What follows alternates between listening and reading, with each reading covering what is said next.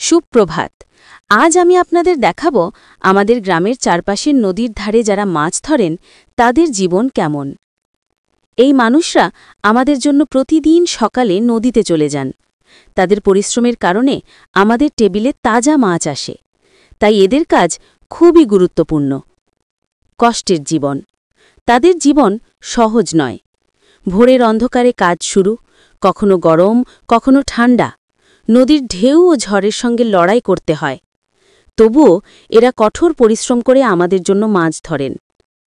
অবহেলিত অবস্থা। দুর্ভাগ্যবশত সমাজে এদের অবহেলা করা হয়। যারা আমাদের খাবার এনে দেয় তাদের কষ্ট ও ঝুঁকি আমরা অনেক সময় দেখতে পাই না।